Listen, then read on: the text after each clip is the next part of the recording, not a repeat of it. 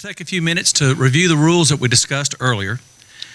The candidates were informed of the general topics that would be addressed tonight. However, the actual questions were not provided in advance. I only received these questions upon my arrival tonight.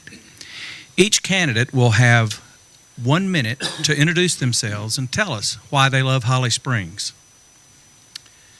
Candidates' names will then be drawn at random to respond to each question, and the candidates will be given 2 minutes to respond to these questions. Following this, each candidate will be given 2 minutes to make their closing comments. I will time each response using this iPad. At the end of your allotted time, there will be a signal, and I will ask you to stop. And we just ask that you please respect the time allotted so that we can obtain as much information from you guys as we can. So with that being said, the general topics that we'll be asking the questions about tonight are about business, growth and development, our downtown, diversity, infrastructure, and then we have one additional question if time permits. And we'll take these first, will be under the topic of business. The question is, beg your pardon? Oh, whoops. I'm just so excited about y'all. I forgot all. I met all y'all earlier. I'm sorry, everybody. I've already met these guys. But I'm sorry. Let's take our 1 minute to introduce yourselves and tell me why you love Holly Springs. Dan, for this segment, we will go down the line. Okay? Are you ready, Dan? I'm ready. Go. All right. Good evening. My name is Dan Barry. I'm running for town council. I'm currently a member of the town's planning board. I've been a Holly Springs resident and taxpayer for 5 years. I've been the president of my neighborhood's HOA for 5 years. Before moving to North Carolina, I was a volunteer firefighter for 10 years and served 2 years on the executive board as a vice president. Professionally, I'm a financial compliance manager at a large technology company, and I'm uniquely qualified to be your next councilman and will add instant value. The Chamber had asked us to prepare 2 things we love about Holly Springs. So for me, the first one is proximity to state game lands and all the lakes that we have in this area. I'm an avid outdoorsman that likes to boat, hunt, and fish, and our location is superb for some of those outdoor activities. The second thing is I'm an opportunist, whether it's my day job, the fishing hole, or the lottery. I'm always someone that's looking for an opportunity, and Holly Springs offers everybody an opportunity to be a part of something. No matter what you're passionate about, you can find it in Holly Springs. So thanks for being here tonight. I appreciate all of you coming out. Good job, Dan. It's like I timed that. Right on track. The bar, Right on track. lady and gentlemen, the bar has been set. Okay? All right, Jimbo. Good evening, everyone. My name is Jimmy Cobb, and I am currently serving in my second term as a councilman here in Holly Springs. It's been my honor to live here in Holly Springs and to serve you in that capacity. During the day, I'm a certified public accountant. I work primarily with small business in the area of accounting, payroll, income tax, and reporting. When my family moved to Holly Springs in 1995, the town was a small community of less than 1,000 people. We fell in love with the community, our neighbors, the history, the vision that this community would one day grow into a community that others would want to call home. Over the years since, we've watched the town bloom into a bustling, vibrant community that we have today. We've raised our children and our grandchildren here. There's an excitement here that people begin with and end each day with. I've heard it said that when asked why you came to Holly Springs, people will remark they were drawn here. Thank you. That was quick. It's not me, Jimmy. All right, Van, if you would, please. Hi, my name is Van Crandall. When my family moved to Holly Springs from California in 1993 for a better quality of life, the population was less than 2,000. As we approach our 25th year here, my wife and I still enjoy living in Holly Springs and have never regretted our decision. Our children grew up here and graduated from Wake County Public Schools. I grew up in Illinois and enjoyed a fulfilling IT career in Chicago, Silicon Valley, and Research Triangle Park, crossing various aspects of technology and management positions. I'm a former development director at a renewable energy think tank and former COO at a energy efficiency firm. For 24 years, I have attended countless town council meetings and government meetings and addressed many issues. If you are a newcomer to Holly Springs, my informative campaign website, vanforhollysprings.com, provides facts and substance about important Thank you, Van. issues, including key historical events Okay, from Hank, are you ready? 1993. And by the way, y'all, I'm pretty tight on this time thing. I'll let you know, okay? Okay, you ready? Ready. Begin. Hi, I'm Hank Dixon, and I've lived in Holly Springs for 22 years. For 16 of those years, I've served on the Holly Springs Town Council. And it really is a very fulfilling job, and I really, really enjoy it. So that's why I want to continue for another 4 years. Some of the things that really make me want to stay here, and what wasn't necessarily what brought me here, but what keeps me here, is the fact that we have a great quality of life, and we have a lot of great amenities here.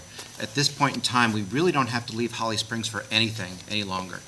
And that in itself is a great thing. You're not going to learn a whole lot from me tonight because we only have 2 minutes per question, but I'll let you know that on my blog or on my Facebook, I will be sharing much more details on all the answers, on all the questions that I'll be answering tonight. Thank you. Thank you. Hold on just a second. I want to make sure you guys can see this. Okay, Gerald, please begin. My name is Gerald Holloman. I moved to Holly Springs in 1941. Went to school here to the 8th grade when they take to high school. I came back to Holly Springs in 1980, and I looked around. Holly Springs was at that time probably one square mile, had a tax base of about 1.2. It's 735 million tax base, and was going nowhere. No indoor plumbing. Everybody just about had outdoor toilets, except a few people right in the downtown area. And I saw people I grew up with living that way, and I said, this is wrong. So it took about 15 years and $17.5 million in grant funds to put this town on the map. And I thank y'all for coming here, because I guess we fixed the town so you would be delighted to move here. And I'm glad you came. But I want to see it get bigger and better in the next 5 years. That's the reason I'm running for office. Thank you. You ready? I'm ready. All right, thank you, Christine. Hi, everybody. I'm Christine Kelly, and I love Holly Springs because Holly Springs picked me. I met my husband 1992, and after a 3-month courtship, I was here. We got engaged and found an ad in the paper and bought our house. So the red tin roof house where we live now is the only place I've ever lived here. And 1992, there weren't a lot of people in our town, but we were welcomed by our neighbors. We were welcomed by the community. And as the town has grown, and some of you might recognize me from the different PTA groups or volunteer groups or nonprofit, the town has such a great spirit of community and giving and being part of one entity. And that's really why I love Holly Springs, because it is home for me now. I grew up in a small town somewhere else, but this is where my heart is, and this is my home. And that's why I want to give some time now back to the community, because I think we can go in a great direction. Thank you. Okay, Pete? Hi, my name is Pete Villitson. I was appointed to Town Council in January, prior to which I served on the town's planning board, and I also currently serve on my neighborhood's HOA board. I moved to Holly Springs almost 12 years ago, which I guess makes me a newbie compared to the folks up here, with my wife Suzanne and at the time 2 children, Grace, who had just turned 2, and Christian, who was just 5 months old. A few years later, we added Jane, and now they're in 3rd, 6th, and 8th grade in schools here in Holly Springs. I love Holly Springs because it has given me a beautiful place to raise my family. A safe town where the kids have a yard, trees to climb or sit beneath their shade, parks to walk to, and neighborhood streets on which they can ride their bikes. Our families are still friends with so many who moved here at the same time, and our kids have grown up together. In short, it has been a great place to raise a family. Thank you. Thank you. Give me just 1 second.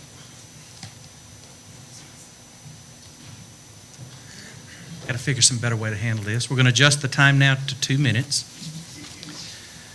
I'll read the question. I'll draw the first name. This is under the topic of business. Please provide an example of where the council should take a role in shaping economic development in Holly Springs, specifically related to recruiting and retaining businesses. And let me repeat that. Please provide an example of where the council should take a role in shaping economic development in Holly Springs, specifically related to recruiting and retaining businesses.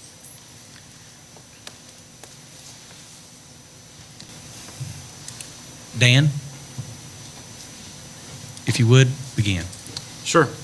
I've thought about this one. I think for me, the council's role is to oversee and run the operations of the town. When it comes to recruiting and retaining businesses, Holly Springs is somewhat unique in that we're one of the only towns in Wake County that has our economic development activities taking place within Town Hall. I think one of the things I would like to see is a stronger partnership with our chamber, who's an independent body, to get more boots on the ground, more people out there recruiting and hearing what our residents have to say, working with the folks that have small businesses and want to bring them to Holly Springs and grow them. Specifically, one of the things that I've learned on my journey on the campaign trail is that it's very hard for a small business to come into Holly Springs. And, I'm somebody that thinks the developers should have a big stake in fixing roads and building sidewalks when development happens, even if it's a small business downtown. But what I've learned is that that's not the case. Our small business owners don't have $40,000 to fix the sidewalk and fix the road. So what I would like to see, if the town is actively pursuing and looking at for next year or the year after a transportation bond referendum, what I would like to see, about $1 million of that, we can work out the numbers, but generally speaking, about $1 million of that bond dedicated solely to small businesses to help them relocate, whether it's downtown or anywhere else in Holly Springs, to give them the funding or help them along the way with the funding to fix some of the sidewalks and road improvements and the infrastructure needs that they need to do. So that's one of the things that I'd like to see as a councilman, and one of the things we would have the power to do. And that's how I think I would handle that. Thank you. Christine? All right. I grew up in a small business. My dad owned the only hotel in this very small town, and it is difficult to own a small business, because as much as people say, I want something quaint, I want to be able to go to it, you have to spend money there too. So I think it's really important when you think about the town council and the cooperation they can have with businesses is, much like Dan said, working in conjunction with the economic development to look at the big stores, the rooftops, and the small businesses, work with the Chamber of Commerce, help these businesses make use of a lot of the great services that we have here, like the markets, like advertising, where they can get more community to come out. One of the things that, as I've talked to some of the folks trying to get a smaller business going, there are challenges with small businesses trying to move forward, getting through planning, the money investment they need to go through and put their investment forward. I do think that we need to look at how we can help them be better, or the town can help them move forward. I think one of the other things that is important is what kind of talent does our town have to work in these businesses. Right now, I know that we have a lack of affordable housing, and some of the businesses have a hard time finding the right staff, or they have to commute a lot. So I think one of the other areas that we have an opportunity as we think about businesses is making sure that the talent is in our town, we attract the right people, work in conjunction with the schools, and that working with the economic development and chamber with the town council, I think that could be a very compelling reason for businesses to want to come here. Thank you.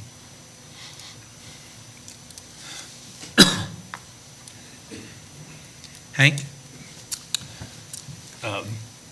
Who, myself? I'm sorry, let me stop. Hank? The town actually has a very good track record in terms of recruiting business. A number of years ago, the town was pretty much an underdog in terms of recruiting a large pharmaceutical business. Well, as you know, a number of years ago, we were able to get Novartis, which is now called Securus. So we created a number of different economic development incentives to get them here. So we do have a track record of bringing in big businesses. Some of the other things that we do is we do have a downtown incentive program where small businesses downtown can apply for waivers of certain fees. So that is that's in place as well. In addition, what we do to help local businesses is that we do use, they are our vendors. One recent example is Rodney's Sign Company. If you see the Ting Park signs on the bypass as well as on the stadium as well as on NC 55, you will see that we used a local vendor. So that's one of the things that we do to help local business by using them for some of the things that we need in town. Doesn't mean that we can't do more, and I certainly welcome additional ideas. But again, we do have a track record of supporting local business as well as recruiting it. Thank you. Let me repeat the question again. Please provide an example of where the council should take a role in shaping economic development in Holly Springs, specifically related to recruiting and retaining businesses.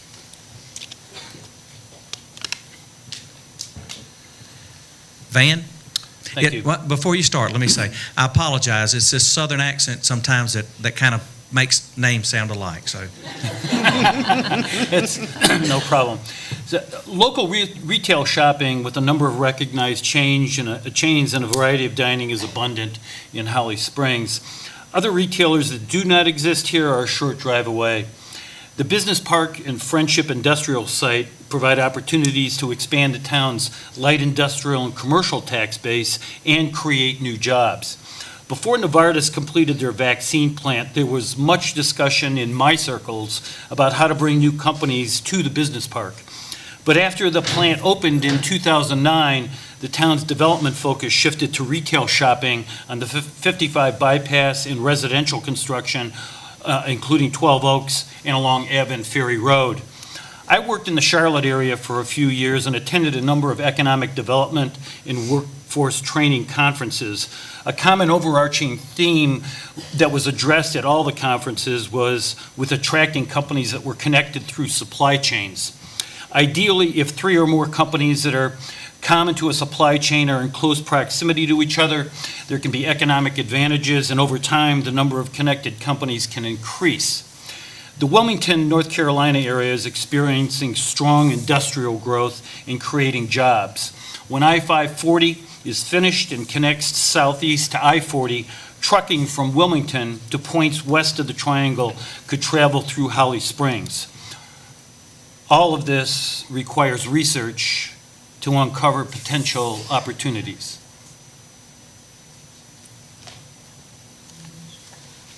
Okay, thank you.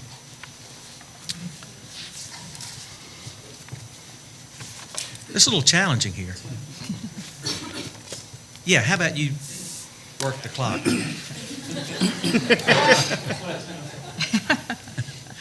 I'm not getting the big bucks to operate a clock, that's what it is. Gerald? We need to put our name out front in the marketplace for businesses to come here. Everybody member of this chamber probably knows the business somewhere else in some other state, that this is a good place to come to. So we need your help from the chamber members who have business connections. We also need to, I would put up $1 million bond request to try to get Amazon to move here. I would do that because it would put you as a player in the game for industrial recruiting. You probably won't get them, but at least your name will be out there as a player, and that's what counts. Mercedes-Benz 15, 20 years ago was looking for a location. They looked around here. They went to Alabama because of the money. I listened to Toyota and Mazda, Chatham County. They wouldn't come because there's no auto workers down here. Well, how many auto workers 20 years ago was living in Alabama? So it's all about the money. And I wish the town would prepare some sites where people can drive into those sites instead of having to walk through the woods to get there. We need to dress them up a little bit to make them conducive to attract people to build more buildings here. Our tax base is, 70% residential, 30% commercial. That needs to be increased. We're going to be faced, once the residential turns down, our income drops down dramatically. So we need to build up our commercial and business tax base. Thank you. Jimmy? All right. The question basically was economic development, recruiting, and retention here in town, and what the council's role would be as part of that. And over the years, the council's been very proactive in terms of recruiting new businesses and providing incentives to have businesses here. Just look at Sakaris out at the industrial park as an example in 2008 of the partnership with the town and the state and the county to recruit a very large industry with good-paying jobs. We have the certified friendship site. We have our industrial park. And those account for a lot of our big businesses that we have here in town.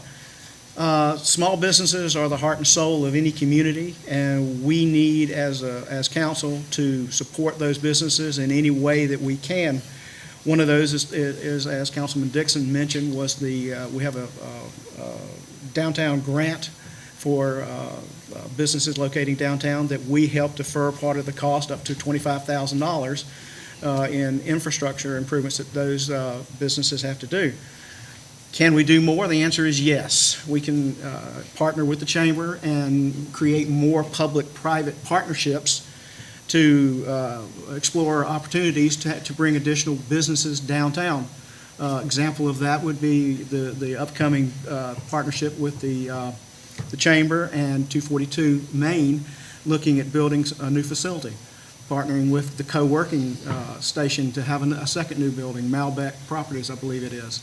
All of those to bring new businesses downtown that will provide more space for more shops, restaurant, retail, and opportunities for more people to come down. We can make that happen. We just have to keep working at it. Thank you. Last but not least, Pete. Yes. So Holly Springs has a very good business environment, in my opinion. We have high home ownership here, and the population is very well educated. We have a business park that's expanding with the Green Oaks Tech Center and the Oakview Innovation Park, which is NC State certified, so that we make it easy for businesses to come into town. Also downtown, we have the Mims Park stormwater device, which will be a nice downtown gathering place and functional for businesses to take advantage of and locate downtown. We have partnered very well with private individuals in public-private partnerships, such as the Town Hall Commons, and we need to continue to do that. We can help provide infrastructure and reduce development fees and so forth, while private individuals can take on some of the financial risk and implement the vision that they see. We have the Downtown Development Investment Program. I think we should look at expanding that beyond downtown so that we can attract businesses in other parts of town and have a little bit more dispersal of those businesses. We can think a little bit outside of the box as well, offering incentives for small businesses to locate and open through possibility of microloans and, again, discounted development fees and permit costs. And always looking to work with local entrepreneurs and investors who have ideas and visions for town and working with them in public-private partnerships. Thank you. Thank you. All right. Let me kind of stir the pot here a little bit. Our second question is going to concern growth and development. What do you think of the balance of residential to non-residential growth in Holly Springs? How do you think it would change in the next 5 to 10 years, and what steps should we be taking now related to the balance of residential to non-residential growth? Again, what do you think of the balance of residential to non-residential growth in Holly Springs? How do you think it will change in the next 5 to 10 years? What steps should we be taking now related to the balance of residential to non-residential growth?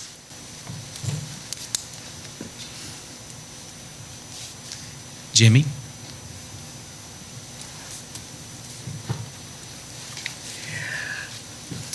Right now, well, let me go back. Years ago, Holly Springs was 90-10. Commercial, 90% residential, 10% commercial. We had to go out of town for just about everything.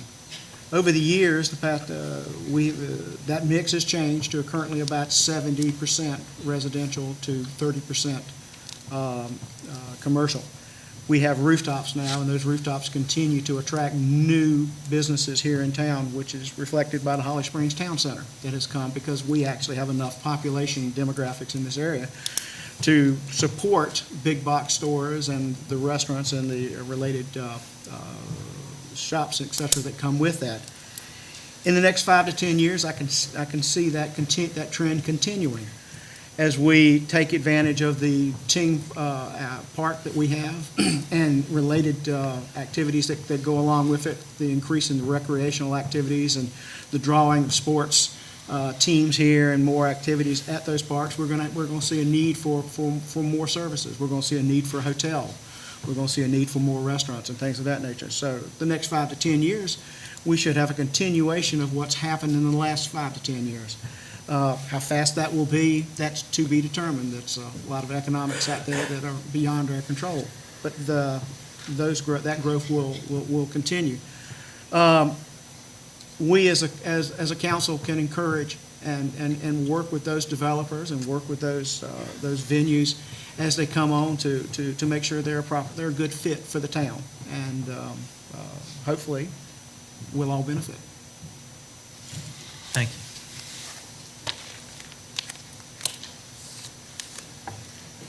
Pete.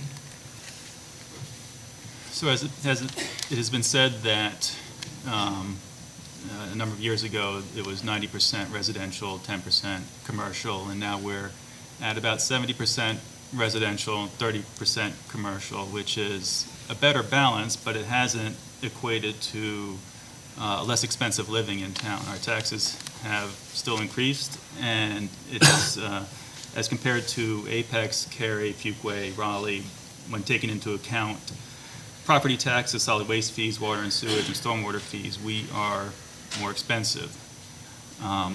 It is important to encourage businesses to come here and still balance that tax rate or that differential of tax rates.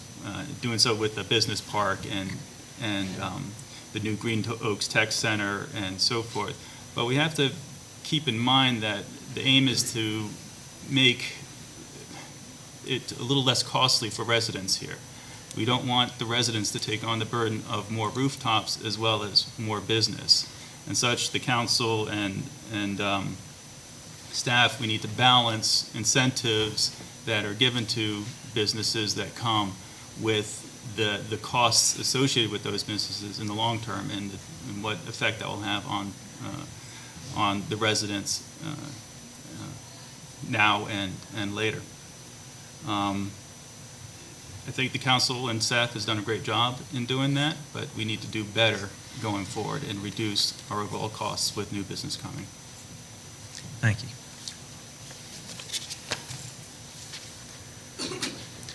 Gerald? We need places for people to work at good paying jobs instead of driving out of town to work. I bet you that 75% of the cars come through here are going to work somewhere else in around Raleigh and Research Triangle Park.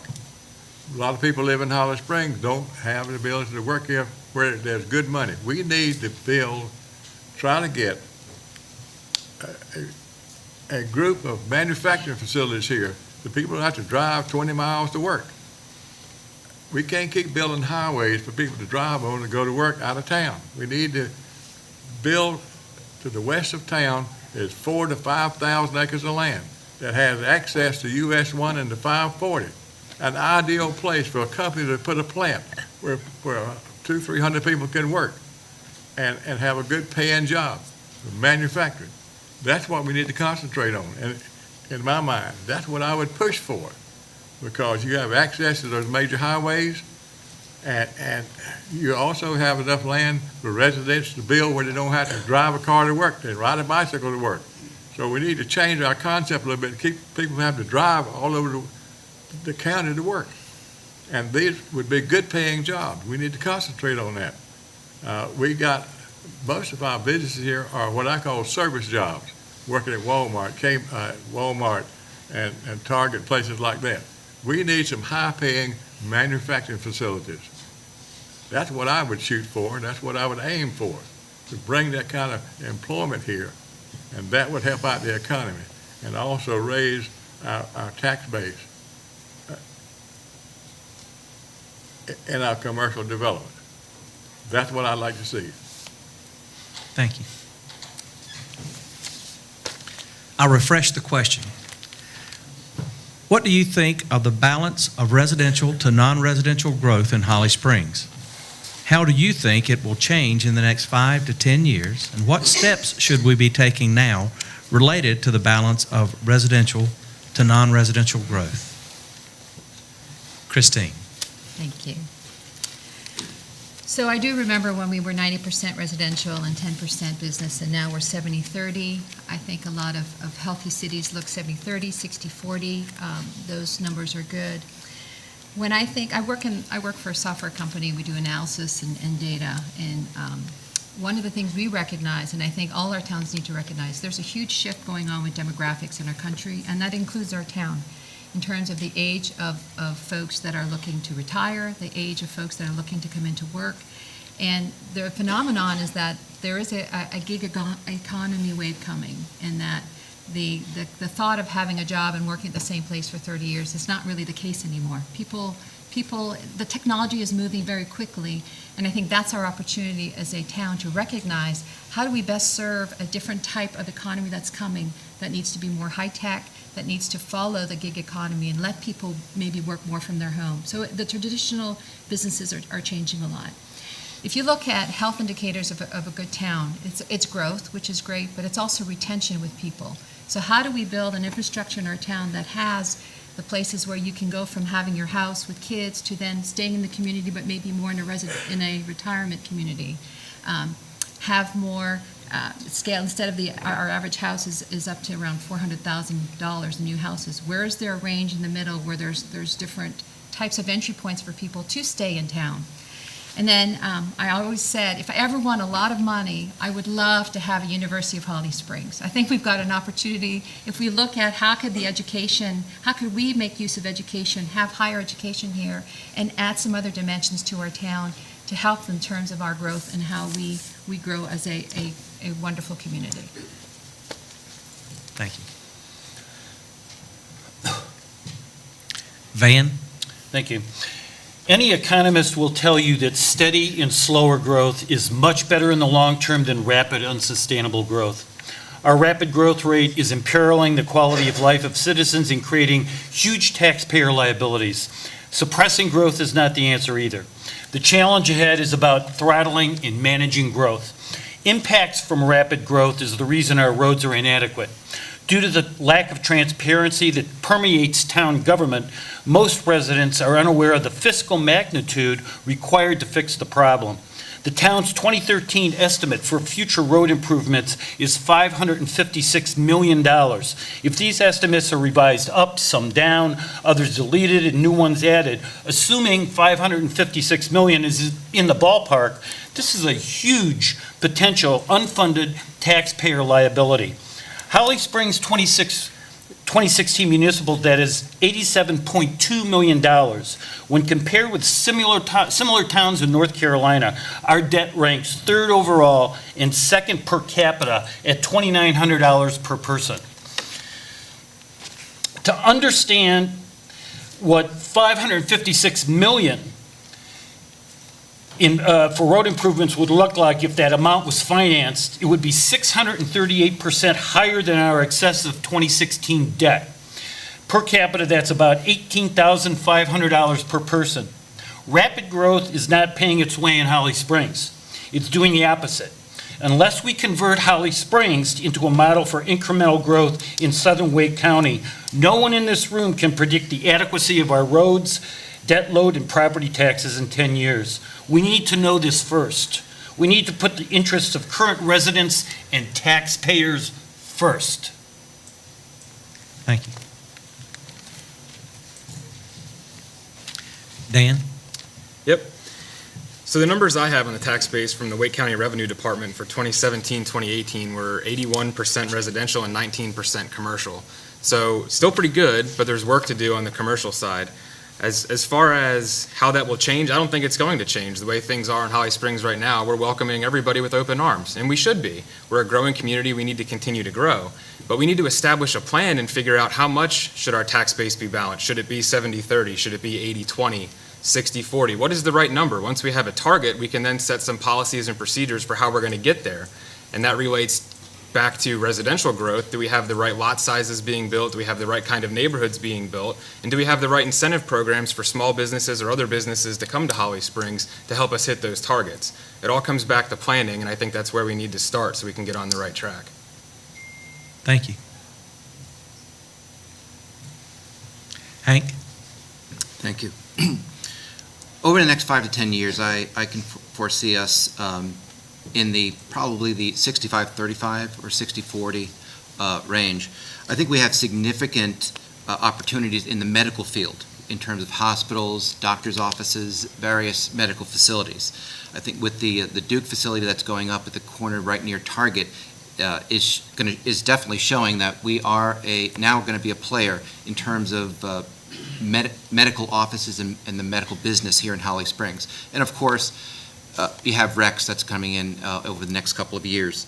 I think sports tourism is another big opportunity for us. Again, hotels, things of that nature. And I think that's huge, especially with Ting Park as such a valued amenity here in town.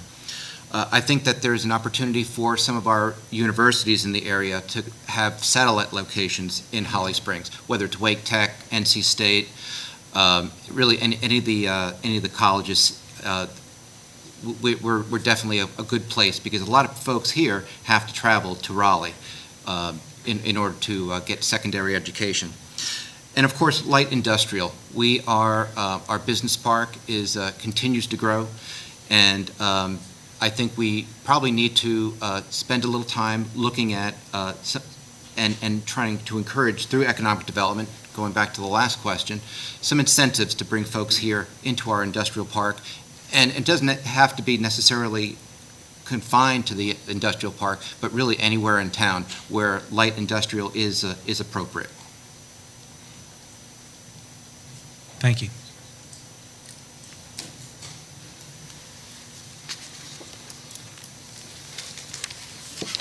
I hope it hasn't been distracting. I'm shuffling these cards as we kind of go through to try to keep it as random as we can. Our next series of questions concerns downtown. What role do you think the town should play in vitalizing downtown Holly Springs? Again, that question is, what role do you think the town should play in vitalizing downtown Holly Springs?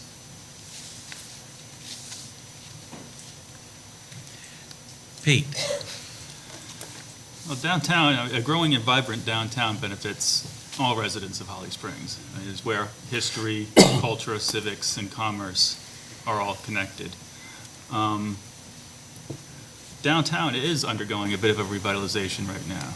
We have some exciting plans going on with the public-private partnership for Town Hall Commons, and the Mims Park stormwater device will be a very nice gathering place with stage, decorative columns, grass plazas, and serve a useful function for businesses to come and take advantage of. There's serious interest where Mosaic on Main was located, and we have a downtown development investment program that provides assistance with infrastructure costs and development fee reductions. We've had a number of businesses take advantage of that, and I imagine we'll have more in the future. The town can do a little bit more, though, to bring people downtown. Right now, if you take a picture of downtown at probably any time during the day, it's going to be more cars than people. We have the farmers market to draw people downtown, but we could have more events. We should ensure that downtown is kid-friendly and youth-friendly. Maybe have a playground downtown or some sort of ride-sharing partnership that we can have young but not yet drivable teenagers have access. Possibly some more public art and definitely more public-private partnerships, working with local entrepreneurs to set up shop here downtown. Thank you. Gerald. Downtown, it looked like it's going pretty good to me from what I've seen in the last 3 or 4 years. The plans I have seen have been to several town meetings. I think the town is doing a good job at starting to develop downtown.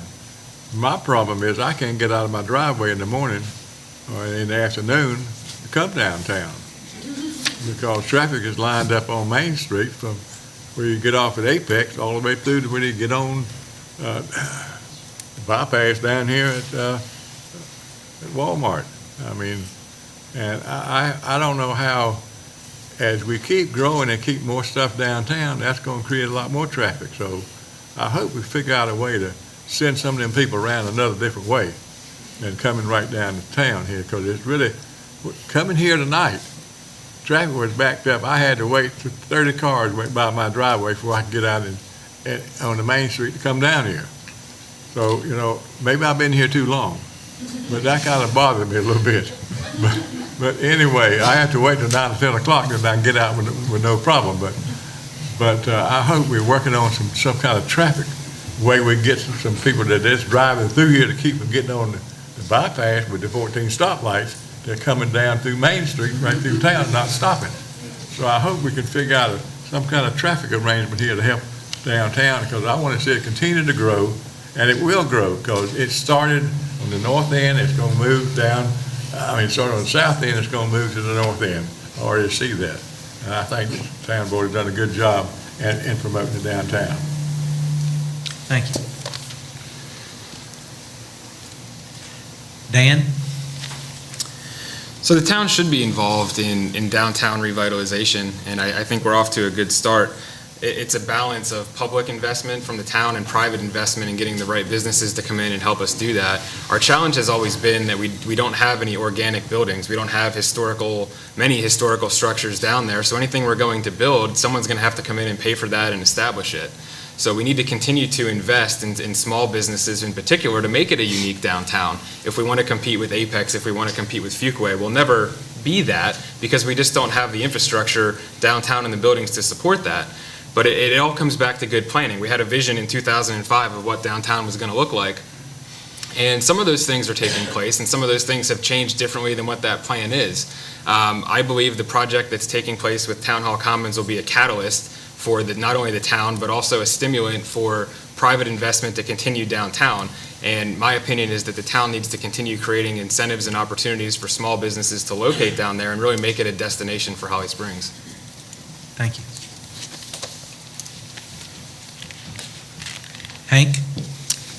Well, the town is and has been a catalyst in terms of downtown development. I'll give you some history. A number of years ago, we brought in the development community to ask them, what will it take to bring development downtown? So they said, parking, decorative signage, lighting, sidewalks. We needed to clean it up.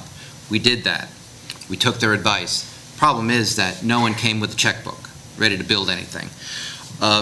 I think and there have been a few things that have taken place in the interim, but definitely not enough.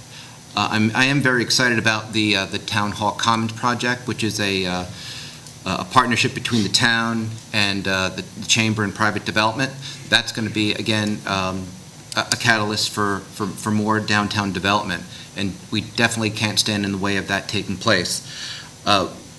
We had talked about incentives earlier, and again, we need to continue with the downtown incentives where some fees are waived, and perhaps we might need to be a little bit more aggressive with offering some of those incentives. So again, the town has been a catalyst, it has been a good partner, so we definitely have been involved in downtown.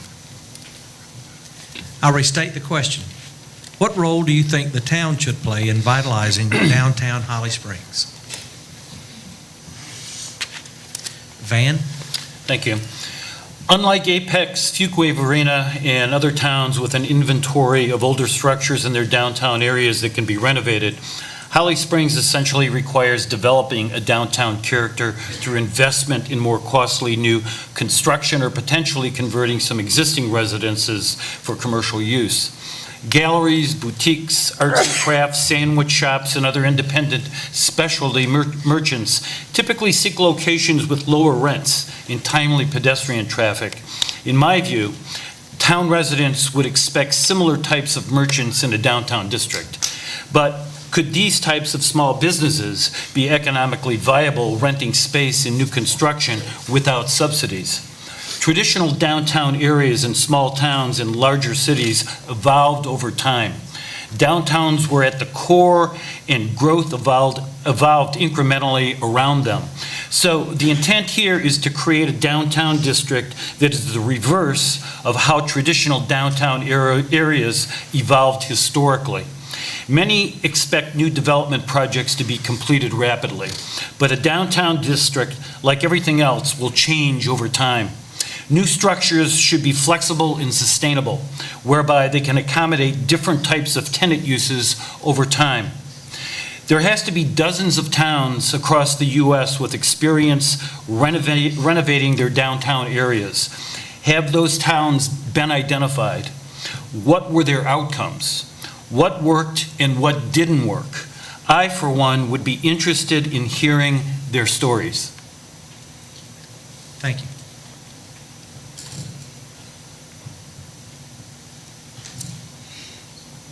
Jimmy. Almost forgot me, didn't you? Downtown is a unique place in Holly Springs because we basically have never really had one. The infrastructure has never been there. There's not been a new building built in downtown in the last 11 years. Right now, there's a lot of excitement being generated because we actually have, people who are interested in coming downtown. We've got the public-private partnerships with Town Hall Commons. We've got the town's contribution to all of this being the MEMS waste BMP, which is going to be a water park that will accommodate stormwater management throughout the downtown area. The town's planning to do a parking deck, which to provide much-needed parking and remove that expense from the businesses that are looking at coming downtown. We can expand the incentives that we are currently offering to small businesses over and above the maximum of $25,000 that we're currently providing. But it's exciting to actually see the roles happening and these public-private partnerships evolving. We as a town should take more advantage of those, and we should encourage those and actively seek those out, because the downtown is going to be our future area where we want to attract people to come. We want it to be a destination. We want you to come downtown. We want you to be able to dine, to come here for performances, to go to shops and do other things, and make this a place that you want to come to. Thank you. Christine? I'm pretty passionate about downtown because I live downtown. And my husband and I, we walk around, we spend a lot of money downtown. And it's no secret, I've been talking the last couple of, especially September town hall meetings. I'm excited about a downtown. I think we need a grand vision for what we want to do because we have some old structures. We've had some movement with the Finding Patients to talk about the history of our town. And we really have a blank canvas. The downtown is called the Village District. The VDAP plan was done in 2005. When you look at it, it was pretty developer-focused. Myself and some of our other neighbors up the street, our old homeowners, we were never part of that discussion. And the VDAP plan was supposed to get updated, but due to unforeseen circumstances, it wasn't. And that money is now put to the Southern Area Planning Initiative, which is great. I think it's a model to show when you bring residents in and you want to bring in information together for input that you could build a very vibrant plan. I really would love for us to take some time to update our village district plan. I know that there is some momentum going with the downtown infrastructure. I've talked to one of the developers, and he also wants to have the essence of history and bring in some character into our town because, we love the quaintness of Apex and Fuquay. We want that as well in our town, but it needs planning, and it needs planning more than just one building or two. We need to get a grand plan together and look at the traffic and look how people will spend their time there. I'm excited to spend money downtown, but other people need to come and be able to do that as well. So I think planning is key, And I really, really want us to spend some time and energy to update the village district plan, because I think that will be an important link to us being successful in what we build. Thank you. You can come on in while I read the next question. The next area of our discussion is diversity. There appears to be a shortage of affordable housing in Holly Springs, and there is currently no public transportation to and from our community. Do you view this as a problem, and if so, how would you address it as a member of Town Council? Again, there appears to be a shortage of affordable housing in Holly Springs, and there's currently no public transportation to and from our community. Do you view this as a problem, and if so, how would you address it as a member of Town Council? Van? Thank you. Diversity is a noun that can apply to many different aspects. It's meant to define some form of shared benefit. A town or city charter is the most important document for any municipality. It defines the organization, powers, functions, and essential procedures of a town government. A charter is comparable to the Constitution of the United States or a state's constitution, but without a judicial branch. In my view, the Holly Springs Town Charter is intentionally weak and is the reason why town government does whatever it chooses, ignoring or invalidating concerns of its own residents, and approves decisions that are not in the best interests of taxpayers, including having no accountability to citizens outside of elections. It's time to amend our town charter, and I find it disturbing that no elected official has proposed amending it in ways that it can improve governing practices and at the same time increase empowerment for citizens. The town's at-large elections are obsolete. In my view, Holly Springs should adopt individual voting districts, and the mayor should vote on all matters before the council. Our at-large elections, with the most number of town-wide votes deciding outcomes, combined with low voter turnout elections in odd-number years, is a local form of gerrymandering. For years, rapid growth interests have focused their get-out-the-vote initiatives primarily on one subdivision to control elections and town government, Sunset Ridge. Other potential amendments for consideration could include specifying the functions of certain boards and committees, defining key aspects of public policies, creating a protocol to recall elected officials, clarify how the town manages debt, and specifying what written meeting minutes are verbatim. Thank you.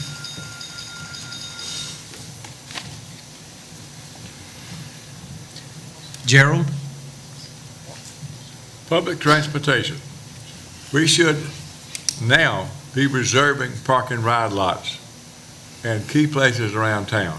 Not wait 5 years from now, but now start setting aside parcels of land. I lived in the city of Atlanta for 5 years. I rode the bus to work. I parked my car in the parking ride lot close to where I lived. Got on the bus, read my newspaper, drank my coffee, and rode to work. We had bus lanes. And that is not here yet, but it's on the way. That's going to have to happen as far as public transportation. I don't think we're ready yet for rail transportation. Bus service is the next best thing, but we need to start setting aside, not depending upon Target, not depending upon Walmart to have parking spaces there, because eventually they'll run you out of there. That same thing happened in Atlanta. So we need to now set aside some land on our major thoroughfares where we can have park and ride lots. Affordable housing. Affordable housing is a problem all over this whole county.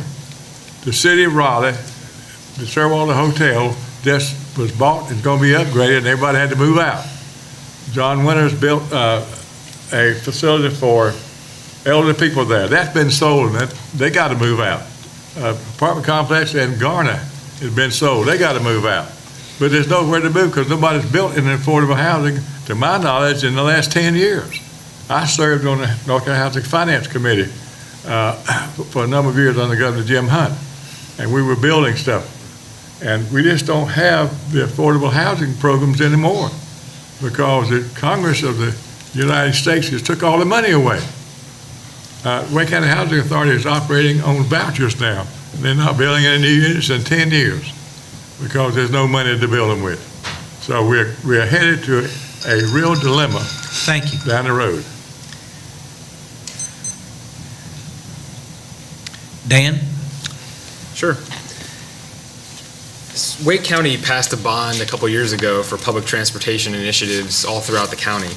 I think Holly Springs needs to keep working on getting our share of that to develop any sort of public transportation system, whether that be buses, ride shares, railway, and make sure that we're getting our portion of that to do some good as it relates to public transportation here. But before we could advocate strongly for that, I think we've got to get our own roads, sidewalks, and greenways figured out. We had a plan from 2011 that detailed where we should have connectivity and how our sidewalks should be built and what neighborhoods are going to connect to other ones, and we have a lot of that hasn't occurred. Frequently I hear that should occur as development happens, but I think there's a situation where we need to figure out how we're going to make some of those things happen before we can go and advocate strongly for public transportation. We've got to get our own house in order first. As it relates to affordable housing, I agree with Mr. Hallman. There is a shortage all across the county and probably all across the nation, and it's a need that Holly Springs has and many other areas. Unfortunately, the market drives the price and the type of housing that comes to Holly Springs. People are moving here. People are buying more expensive homes. People want smaller lot sizes, and those are the types of things that start showing up. I think the town needs to be involved in conversations to make sure all of our constituents are being heard and make sure that we can try and establish some plans for affordable housing. But again, with a challenging market and a hot market in Holly Springs, it's hard to find that balance, but we need to start talking about it because I don't think it's being talked about enough. Thanks. Thank you. Jimmy? Housing affordability in Holly Springs is a very hot button issue these days. There hadn't been a house in Holly Springs that sold for less than $200,000 in these many years. I know my daughter recently just had to buy a house over in Fuquay because they couldn't find one that they could afford in the $200,000 range. Housing prices are a factor of density. Density is something that you can put more houses on smaller footprints, and they're smaller and hopefully become more affordable. We do have to address the issue, and we have to have conversations about the balance. Do we want to be a community that everybody who works here has to come from somewhere else and put strains on our infrastructure? Wake County just initiated, we voted on it about a year ago, a half-cent sales tax for transportation. We need to continue the dialogue with Wake County and surrounding counties, Durham and Orange, as it relates to expanded bus service. We don't have rail lines here in Holly Springs. They were pulled up several years ago. So we're going to have to rely primarily on bus service to transport people to and from areas. So parking lots are important. We need to work on these conversations with our neighbors and with Wake County and work on a plan that will provide access to those services. Let me restate the question. There appears to be a shortage of affordable housing in Holly Springs, and there's currently no public transportation to and from our community. Do you view this as a problem, and if so, how would you address it as a member of town council? Pete? Well, since 2000, Wake County as a whole has become more diverse than Holly Springs has. Holly Springs has stayed stagnant. Diversity brings economic and cultural benefits, and with more diverse population, we're better able to handle, adapt to new ideas and new technology. And lack of diversity hinders our economic growth. It is a pool of employees that are untapped and a pool of customers unserviced. To attract diversity in town, the town could do more in terms of providing amenities to attract various backgrounds, sports and recreational facilities that serve a diverse population, cultural events that may target residents of different cultural backgrounds, and promote diversity on our various planning boards. Housing diversity is key. We need to have options for first-time buyers, families, and empty nesters. not just in isolation, but in neighborhoods. Keeping our citizens here is important. Having them be able to buy a house first time, younger residents, have families, and retire within Holly Springs and ideally within the same neighborhood. To include more rental options, and there are apartments coming online here over the next 4 years that will provide lower cost options for housing here. And we may want to look into accessory dwelling units in certain areas. It's a way of increasing housing options. It provides extra income for homeowners and allows housing for people of diverse ages, especially seniors or young people. Mass transit is not coming anytime soon. In the meantime, the town may want to explore partnerships with Uber and Lyft as mass transit alternative. This is being done currently around the country. Thank you. Christine? My first language is French. I learned English in grade 1. So I understand diversity and think that a town that has a lot of different cultures and backgrounds brings richness and growth for the town. So I'm all about diversity. Right now, we have 7 buildings that are deemed as affordable housing in our town, and they're all full. So we have zero availability of affordable housing, and I think that's one of the things we need to look at to help bring diversity into our town, because it's a good health indicator of what the town should be like. Working in partnership with developers, looking at apartment buildings, and that's what we have now, is that they have worked with buildings that have set so many apartments to be affordable. Keep that work up and make sure that we encourage more of that with developers. In terms of public transportation, I have lived in some cities that is how we commuted in Toronto and in Calgary. And it made sense because of where the jobs were and the environment that you could take public transportation. It's not like this here. I mean, it's not like we all work in the same place in RTP or Raleigh. So it's a challenge, and that's just the reality of what we have. I know that the town has worked hard with Wake County, and they are looking at introducing some bus services to go from a stop from the theater to some of the key places. I think that's a great start. But we need to see, is that affordable? I mean, can people really sustain that? Because to have buses, you need to use them, and I'm not sure yet if we're organized enough to make use of that. So it's a long-term dream and goal for us to have more public transportation, but I think we're still a ways from that because of our size and where folks have to work. And again, I think the economy is changing. People are working more from home, so it's just something we need to keep the pulse on. Thank you, and excuse me. Hank? Thank you. I really don't see us having mass transportation around Holly Springs or outside from Holly Springs to Raleigh or Cary anytime soon. But I would want us to get in touch with perhaps Triangle Transit or the Wake County, who have transportation planners, who are the experts, who can give us some advice on what it would take for us to get to that point where we could get regular bus or mass transportation service. As far as affordable housing, I think we've done a pretty good job so far, and we'll continue to do a good job in the community growth areas, because in the center of those growth areas you have the employment centers, and just outside you have more dense housing. And that's where you can have townhomes and apartments and things of that nature, where it is more affordable for people to basically walk to work in those employment centers. The other thing that I would entertain is perhaps in some of the larger multifamily ownership communities to have or require developers to set aside a percentage, and I don't know what the proper percentage should be, but a percentage of more affordable homes. Perhaps if you have townhomes that are $250,000, perhaps you sell one for maybe $90,000. Maybe one for every 20, something like that. Just because I'm really not in favor of having pockets of affordable housing, but if you spread it out, I think it's much better as far as the community is concerned. So again, I would entertain that type of thought and requirement for multifamily ownership complexes. Thank you.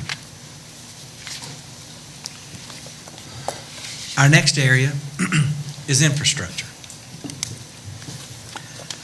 Of those who responded to a recent chamber survey, an overwhelming majority indicated that development and traffic were their top concerns.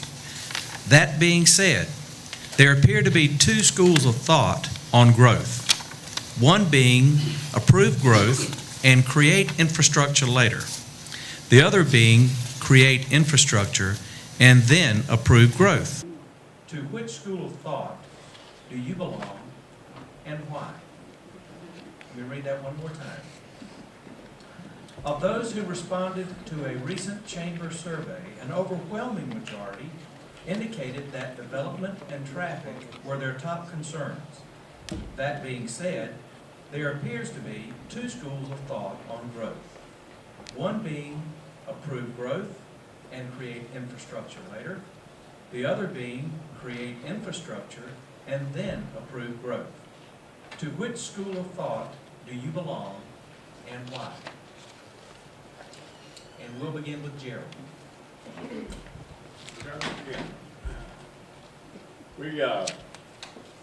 Traffic is a concern, and we are approving a lot of houses on two-lane roads, and I was riding down Haven Ferry Road today, and I saw how land is under contract from Holloman's Crossroads all the way back up to the edge of town. There are houses being built on both sides of the road on the two-lane road. And these houses are a large number of them. I think it's just 500 or 600 houses just approved on Honeycutt Road, which is going to dump about 1,200 cars in. So we need to really take a hard look at our road system and maybe shift some of our development to the north and the west, where we have a current road system there that accesses, as I said before, 540 and US 1, until we can add the improvements on the roads that are to the south of town. And I would hope we could do that to give us time to catch up with the infrastructure, because it takes about 5 years to get a road built from the time you start planning it. So if you started right now on Haven Ferry Road, unless you've been working on it for the last 2 or 3 years, it's going to be a while yet before you can four-lane that road. And also, we need to plan another access to the south of town across country. We need to reserve that right away now from, say, Cass Holt Road to connect the US 1 and 540 cross country. That needs to be reserved now, that right away, before they build houses on top of all of it. So we need to plan ahead, and I'm sure we're doing that. I hope we are in a way. So our infrastructure, the faster we're growing, we need to really work hard on our infrastructure. Thank you.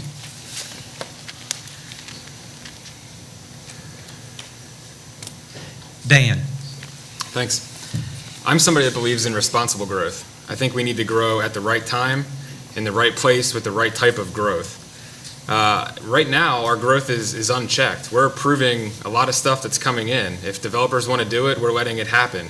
We have a plan, but it's very ambiguous. It's hard to pick it up and look at it and really understand as a resident what kind of growth is going to show up in my backyard.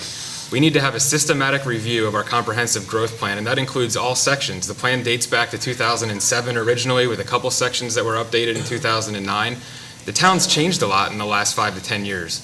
We need to start looking at that and figure out where we're heading. As it relates to transportation, I mentioned earlier the town's talking about a $25 million transportation bond in the next couple of years is the figure that I was quoted. That's something we should have done 10 years ago. We're going to be playing catch up for a long time. If we approve that bond in the next couple of years, we're going to be able to fix the problems we have now, like the hourglass-shaped roads that we end up with from developments that only have to fix the frontage of their properties. But that will help us, fix those things, and then also make sure moving forward, development that is coming in has the right type of road improvements in place. I think we also need to look at some policy updates and make sure that we're interpreting the policies for the benefit of residents. I think one thing that sticks out for me is we have a section in our UDO called development options. And development options allow incentives for a developer to come in and build smaller lot sizes in exchange for open space. That open space could be any percentage of the total lot, but developers often leave the stuff they can't build on anyway. It was going to be undevelopable, or maybe they put a rec center or something for that neighborhood on there. And as other residents, we're not always getting those greenway connections that we need, or we're not seeing the connectivity. It's very ambiguous and sparse in how we're interpreting these policies, so I'd like to see some change and updating there. Thank you. Van? Thank you. Stifling traffic congestion and dangerous new roads are outcomes of rapid growth. Knowing in advance that timely off-site road improvements would be remote or impossible, a culture of rapid growth and rubber stamping approvals for rezoning have exposed disturbing deficiencies in planning, some development regulations, and reckless decision-making in town government. These failures have surpassed DOT's capacity to respond, and it's affecting all of us. In 2006, town government hired a respected land use planning firm to assist with updating the town's comprehensive plan.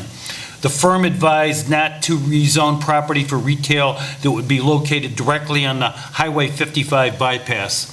Not only did it occur, instead of requiring overpasses at overloaded intersections, a town official pleaded for a solution with DOT, and we got super streets. As I understand, DOT responded, if you want to screw up your town, that's your decision. Considering the timing and scope of building 3 schools, a large shopping center, and serving as a key evacuation route, how could town government continue to approve large residential development on Avon Ferry Road without first securing funding sources to improve that critical artery? Let's blame DOT. The reason why the town of Cary has really many nice roads is because they amended their town charter during the 1990s, allowing for the collection of development fees to help fund road improvements and enhance road landscaping. Why didn't Holly Springs follow Cary's approach years ago? Thank you.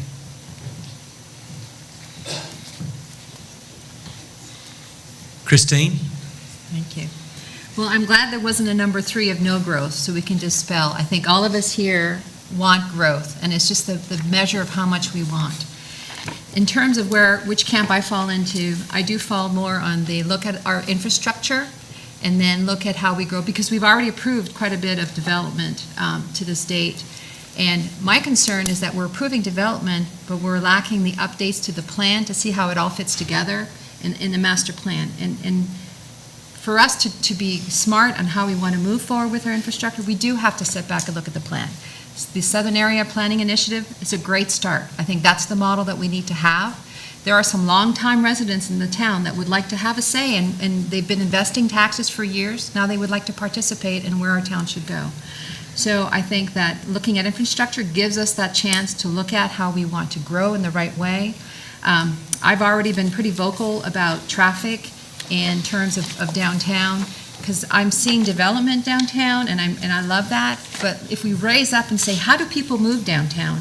How do we make sure that it makes sense and not disturb more traffic? Because I don't think we've taken the time to really understand how people want to move, where do they live, where do they shop.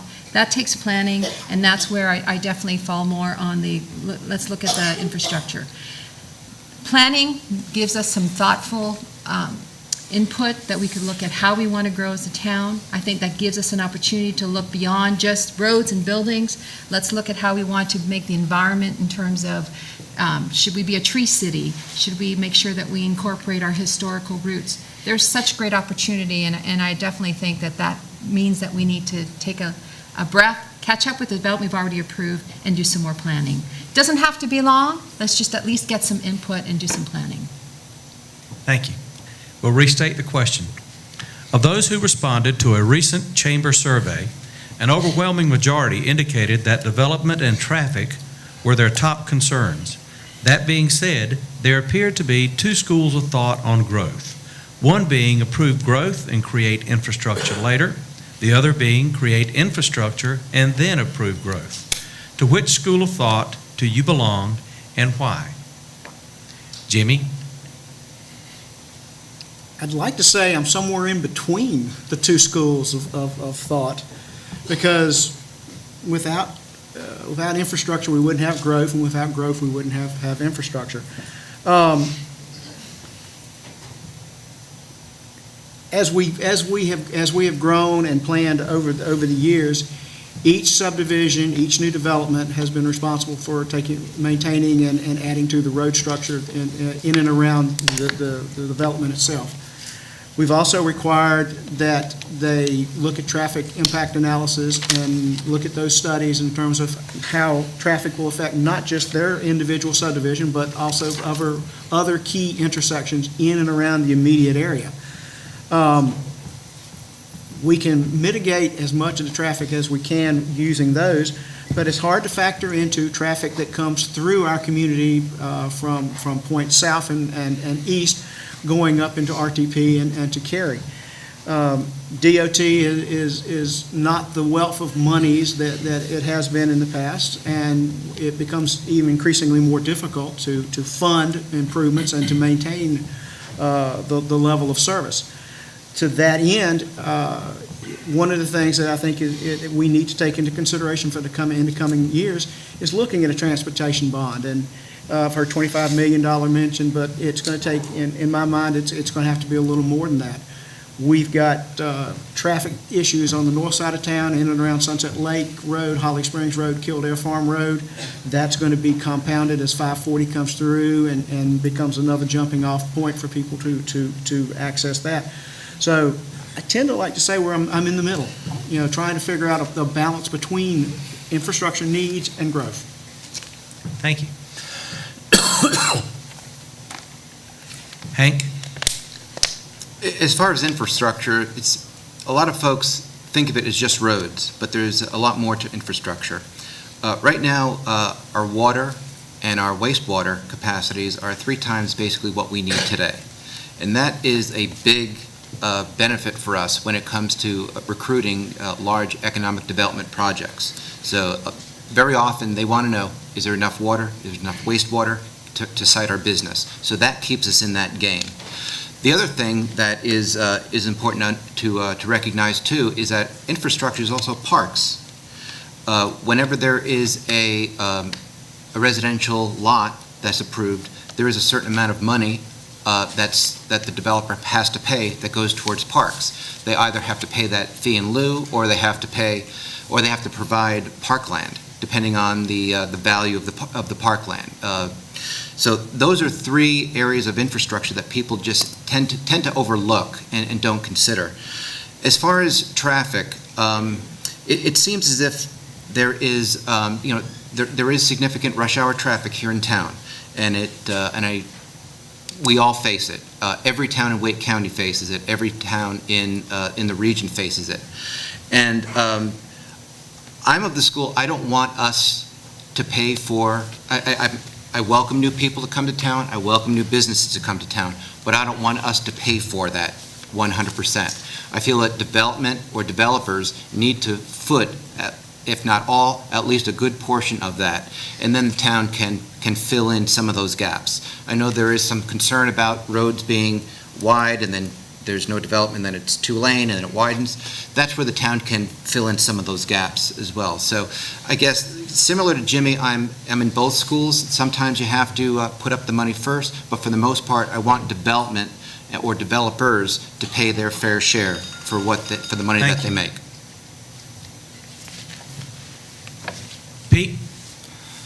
Well, growth is already coming, with 10,000 new residents over the next 4 years and at least 2,900 townhomes, apartments approved and coming as well. We do have current transportation projects such as the Main Street extension and the Avon Ferry Road widening, but we have too many, in my opinion, unfunded transportation projects. NCDOT funding is competitive and minimal. Even Transportation Secretary Trogdon has said that state transportation money brought in by the gas tax could fall markedly due to higher EPA mileage requirements and more electric cars on the roads. The neighborhood streets are turning into throughways because of this, and the town is becoming less walkable, especially across these new highways. We shouldn't be afraid to be more dynamic and challenge assumptions when it comes to growth. Growth is not orderly, especially over the long term. We shouldn't shy away from revisiting aspects of the comprehensive growth plan, like the Southern Area Planning Initiative is currently doing. We should also examine how we do our traffic impact analysis. We are making modifications there in town to review the percentage of background traffic to better match growth in our area and to ensure that the TIA is completed before reaching the planning board so they have an opportunity to see the traffic impact. We want to increase faith in that traffic analysis by using town-hired consultants, but still at the developer's cost. Developers do add money to road improvements, but they do result in haphazard road widths and lack of connectivity to existing neighborhoods. And we should reward development that is closer to town, that is connected and walkable and cyclable, and that inherently reduces traffic. Isolated development away from town that puts more cars on the roads should be discouraged. Thank you. And now we'll take our 2 minutes for your final comments.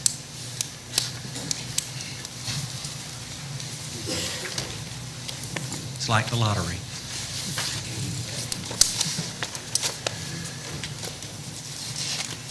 Jimmy Cobb. First off, I want to take the opportunity to thank the Chamber, Scott, Tim, for putting this forum on to this evening. And Tim, thank you for being a very patient moderator with us this evening and posing good questions. I know you've all had a chance to listen to the responses that each of us has made to the various questions about growth, diversity, and traffic. And hopefully we've answered some of your questions. Possibly we've raised some new ones, and that is almost certain. But again, thank you for being here in the audience as part of showing that you care about your community. Serving as a community servant has been a rich and rewarding and humbling experience for me. I've always tried to listen to what people have told me and to learn from them and to serve them accordingly. We've come a long way these last many years here in town, and it shows. Going forward, I think we have a lot of opportunities for things to do here in town, but there are a lot of needs that we need to look at. The key thing that I'm looking at is the transportation bond. I think transportation is an issue that we have studies and needs to be continued to be studied and needs to be funded. We're going to continue to grow. There's no doubt about that. The areas around us are going to continue to grow. And as such, we need to look at every available option to be able to handle that growth and to be able to make Holly Springs a safer place for us to live and work. It's a great place to live, and I just want to say thank you all for being here. Thank you. Hank? Yes, again, thank you to the Chamber of Commerce for putting on this event, and thank you for everyone for coming out this evening. Really appreciate that. As a councilman, I really like this job. If I didn't really like it, I wouldn't have been doing it for 16 years. I look at the job as more of a marathon. I've done this for 16 years, and there's more to it than just a 100-yard dash or a 100-yard sprint during campaign season. I've talked with citizens. I've communicated with, participated on social media, which is particularly fun, and more fun for some, less for others, but I do enjoy that very much. I get a lot of pleasure when I look at Holly Springs. I get a lot of pleasure looking at people going out to eat in Holly Springs. I can remember a time when the big thing people wanted was a sit-down restaurant. I love the fact when I see kids playing on our sports fields, people using our greenways, when I see new businesses open. That's of great pleasure to me.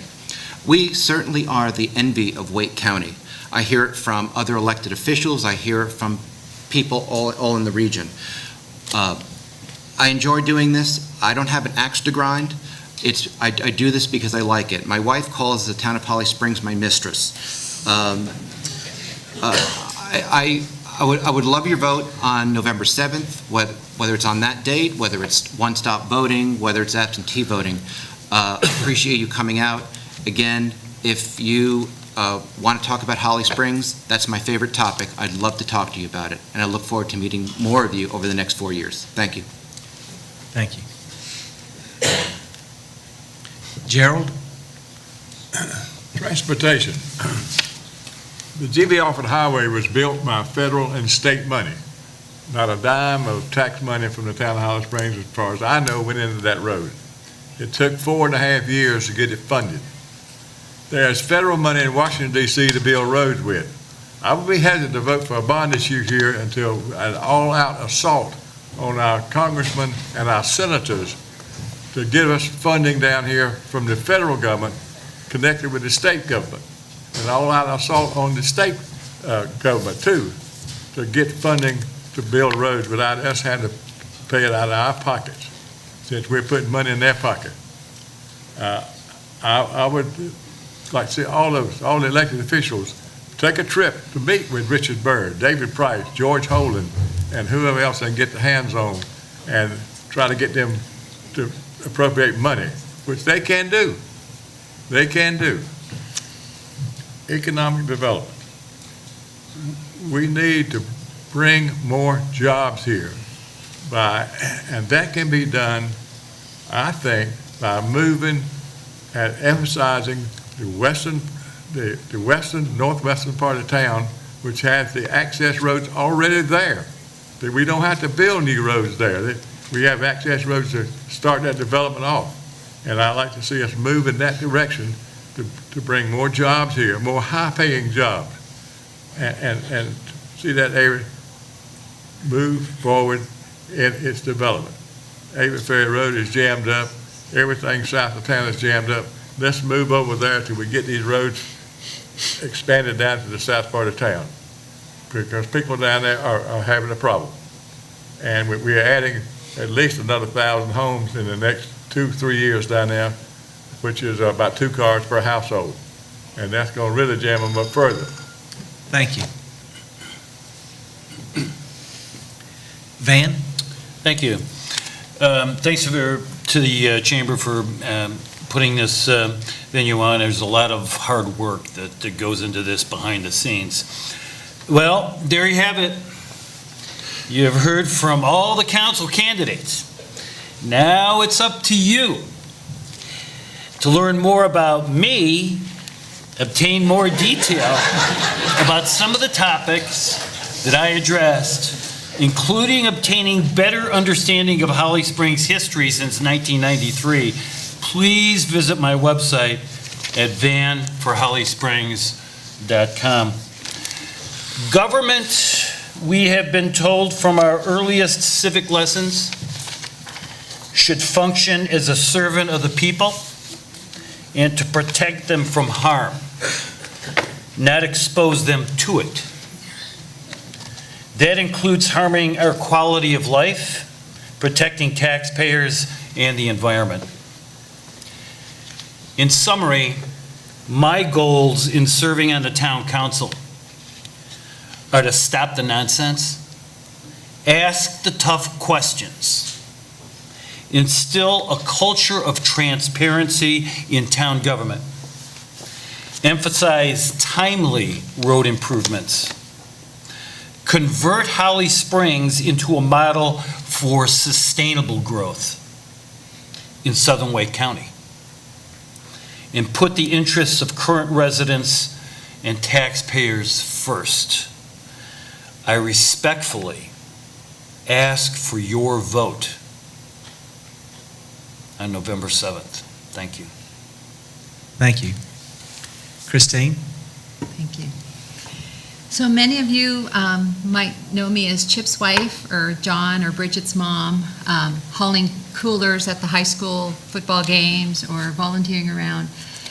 But my day job, I actually work at SAS Software, SAS Institute. I've been there for 25 years.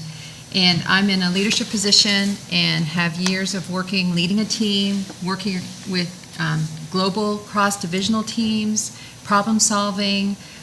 We're strong on analysis, so I like numbers, I like process, I like to make sure that we have efficiencies. And I think that there's an opportunity to bring that business acumen into government, because there are some benefits we could bring in here. I understand government runs differently. I look at the statute and I get that, but I think it's a great opportunity to bring some of that, a different perspective. Some of the things that I'd like to see is more representation of the residents. When you think about town council, I think the developers are well represented. I think we could have better representation of some of the businesses, and it should be more of a dialogue. The planning initiative that's going on with the South Area Planning Initiative is a great start to show residents should have more of a voice in what's going on, and I'm passionate about that. The other part that I learned with business and the changes that's going on in the culture is that we should be embracing the authenticity of the voice of town and not be worried about social media, not run away from negative comments and just think that we just talk about a certain stance. We should embrace that. That brings innovation, that brings cooperation, and those are the kind of ideas we bring together that we could build the future vision for the town that brings in the elements like how do we want to be down the road in terms of our environment and our diversity, our infrastructure. I really am passionate about this town, and I really hope that you see that my business background and the things that are important to me can serve you, and I hope you vote for me. Thank you. Thank you. Dan? Thanks. When I first started this process, I learned that elections are quite simple. It's a choice between me and everyone else that's on this stage. And my goal tonight was to show you why I am the right choice for Holly Springs. Holly Springs has a lot to be proud of, and those that helped get us here deserve respect. But their plans and vision are largely achieved. We need to start looking at the future. Where are we going to be as a town in the next 10 years? 50,000 people? 60,000 people? What are the roads going to be like when our kids have to drive on them? We don't need stability. We need innovation, forward thinking, fresh thoughts, and a culture that embraces new ideas and rallies to support them. As your councilman, I will represent you. I'm one of the few people on this stage that hasn't taken any campaign contributions from developers or special interests. I will ask the tough questions, voice the not-so-common opinion, and challenge the status quo. I'm asking for your vote on November 7th. Together, we can reclaim the direction of Holly Springs' future. I'm on Facebook, Dan Barry, the number 4, HS. I want to thank you all for coming out tonight. Thank you to Scott and the Chamber for hosting us, and I'll see you all at the polls on November 7th. Thank you. Thank you. Now, before we transition to our mayoral candidates, I'd first like to thank each. How about Oh, I'm Pete. Did I leave him out? the best for the last? Whoa. My bad. My bad. Sorry, Pete. There's no doubt that Holly Springs is the best town around in which to live. I could not imagine having raised my family in a different place. But the next 4 years will be critical to the continued success of Holly Springs. For whoever is elected, there will be a lot of change by the end of their term in 2021. By then, the town is predicted to have 10,000 new residents. That is 3,000 more than what the previous 4 years added. And by then, I-540 will be working its way to Kildare and Holly Springs Road, attracting major development and adding traffic to that area of town. Now, rapidly growing and becoming larger doesn't necessarily make a resident's quality of life better, their education better, their commute time better, nor automatically add diversity. We shouldn't equate future population increase with a guaranteed path to a better economy, especially when it comes to at the cost of greater congestion, pollution, the loss of open space, and unfunded liabilities. Holly Springs will need a town council member who is fiscally responsible, won't kick unfunded liabilities down the road, and won't cave to immediate revenues that come from new growth, but rather will take into consideration the long-term responsibility of servicing and maintaining all that new infrastructure. Someone not afraid to challenge our current plans and ordinances and seek ways to improve upon them. Someone who wants to share information with the residents on what is going on around town, the plenty good and the not so good. Someone who has not pursued or received money from developers, builders, or any associations. And someone who is proud of their town, engaged with the town, and active in the town. Someone who is level-headed, works well with council and staff, and gets things done. And someone who is humble enough to know he doesn't have all the answers, but will work diligently with council and staff to find them. I've been on town council for 9 months, a productive 9 months, And with your support, I look forward to serving my friends, my neighbors, and all the residents of Holly Springs for the next 4 years. Thank you, Chamber, and thank you, residents. Thank you, Pete. And I apologize again. No worries. We're going to take about a 10-minute intermission to give everybody an opportunity to kind of stretch their legs, and then we'll come back in and have the stage changed, and we'll have our mayoral candidates up next.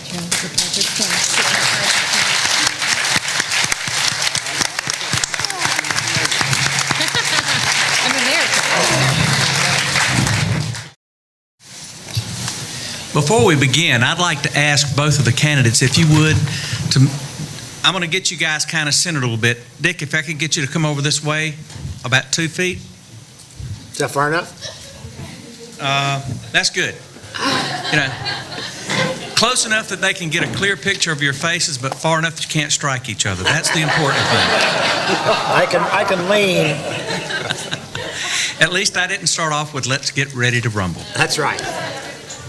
Gentlemen, we're going to follow the same format as we did with the town council candidates. We will give you 1 minute to introduce yourself and tell us why you love Holly Springs, and then we will launch into our questions. At that time, I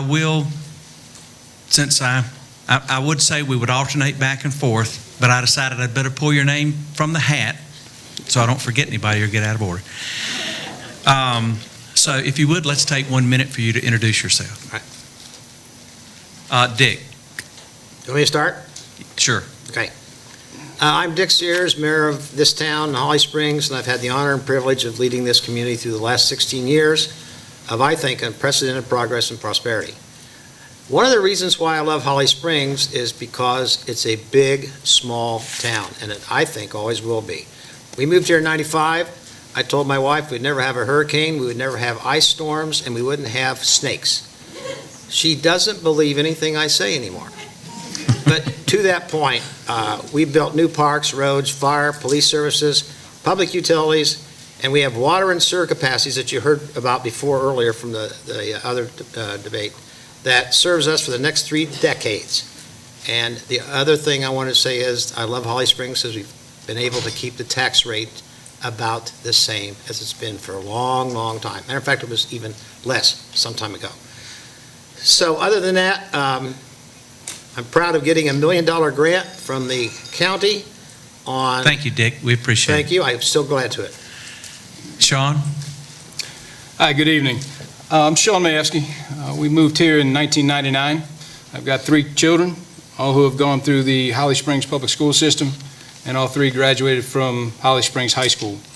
We were back here in the early days of one of the families in town to be able to say that their kid went to every single elementary, middle school that's in town. I'm vested in my community. I love this community. I've been engaged in quite a few of the programs that are here. My children all graduated from the high school and have gone on to higher education. If you heard a big loud squeaking noise last year, that was me because all 3 of them are in college. We love the community. Been asked to take a business, which we'll talk about here later on, to other towns, and there is no place like this town. This is what I believe to be the greatest community in Wake County. Thank you. Thank you. Gentlemen, we're going to divide our questions into a few basic categories. You will have more opportunities to answer more questions since it's a much smaller number.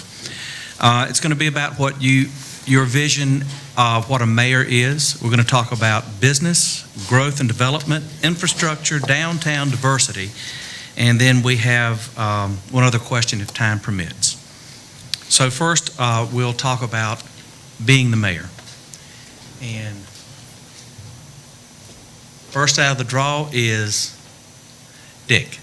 Okay, thank you. It's easier this time, isn't it? Anyway, being a mayor, one thing that I have tried to do so hard for the last 16 years is to make sure that this town remains safe. That's been my number 1 priority. We work on that every day. Number 2, I work 9 to 5, 5 days a week, and sometimes evenings and sometimes Saturdays and Sundays. But that's what I want to do because I love this job. I've always loved this job, and I will continue to do all that as mayor. The other part of the mayor is to listen to the citizens in Holly Springs and even elsewhere. I've always believed in having an open door. I've had people come to my office from other towns, as a matter of fact, a couple other states, and I said, well, I'd like to make an appointment to talk to you. I said, well, you're in the door. I said, well, in Columbus, Ohio, we don't do it that way. I have to have an appointment. I said, well, in Holly Springs, we do it that way. That's partly being a mayor. Working with the kids, my motto's always been, if it's good for the kids, it's good for Holly Springs. That's a vision that I've lived by forever, and I will continue to do so. I'm watching that. Is that okay? I think primarily, if you say, where was the town when we first moved here in '95? We were pretty small, nice town, but we had a real estate agent called Ginger Rogers. Absolutely true, not the exact same one that we know. And we told her, we looked in 3 different states, and we asked her, where do we want to live? And she said, Holly Springs, North Carolina. This was in '95, because that's going to be the kind of town that you're going to love and grow up in, and we are absolutely happy that this is the case for us. So being a mayor is something you love or you don't love. You work hard or you don't work hard. There's all kinds of mayors.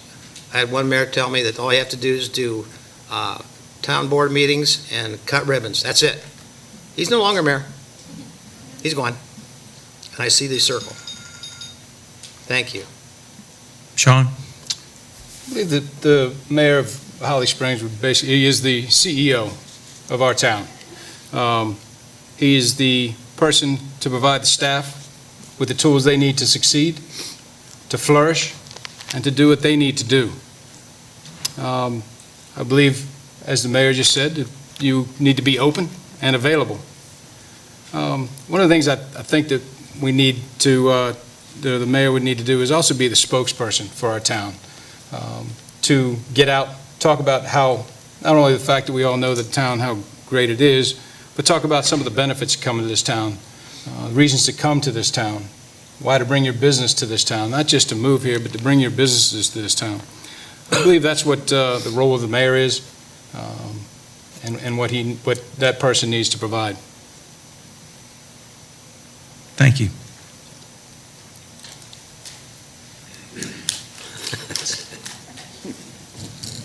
Okay.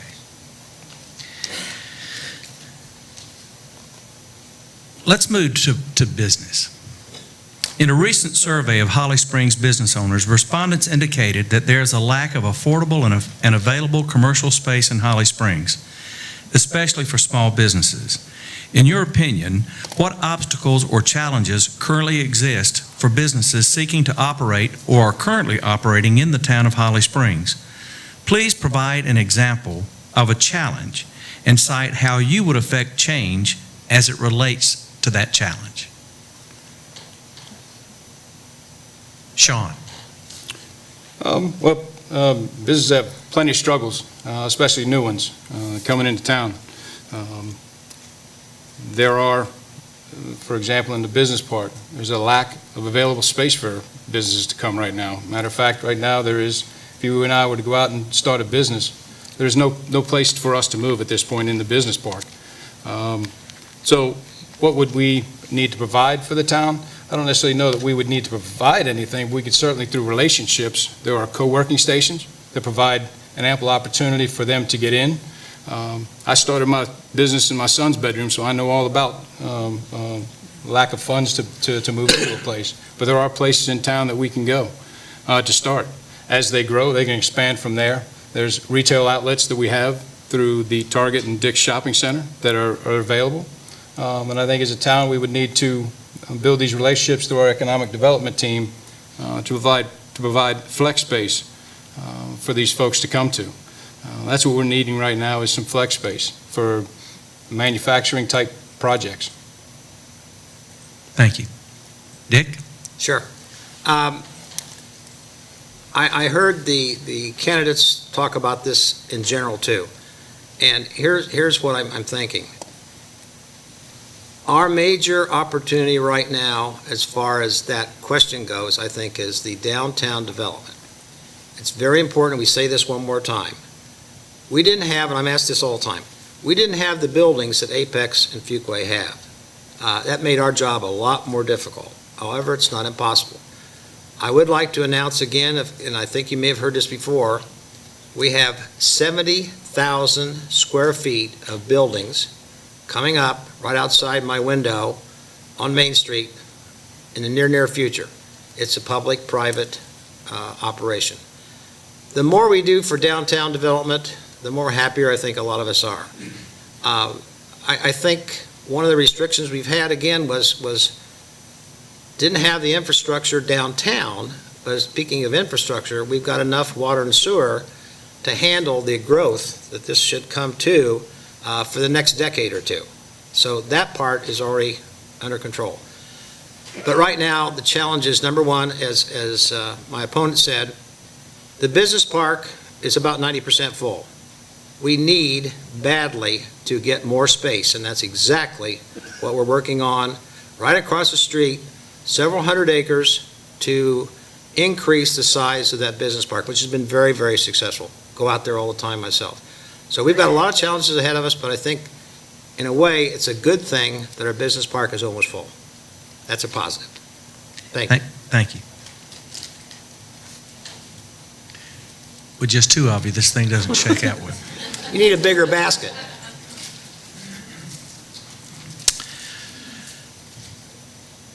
Let's speak about growth and development.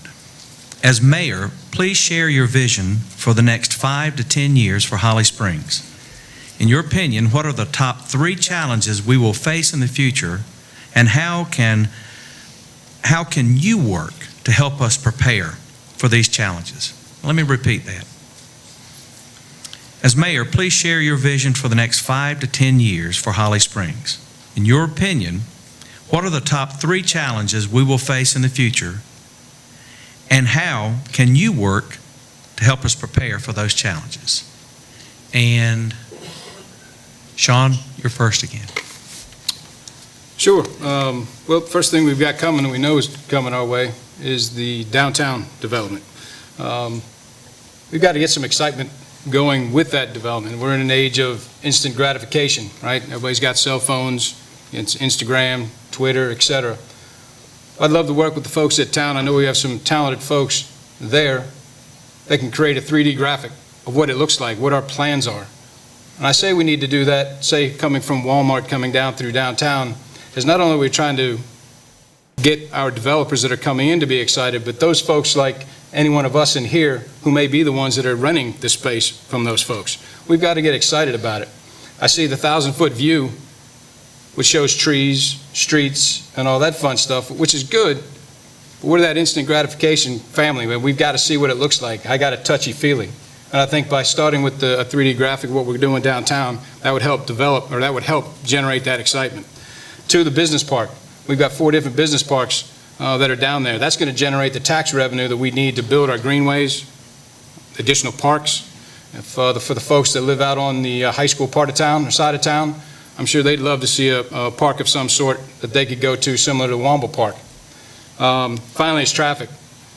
As we grow the downtown, there's discussion about transportation. We've got to find other ways and means to cart people from one side of town to the other, whether that be through a future transportation bond or entrepreneurs that want to provide means from getting people from one part of town to the other.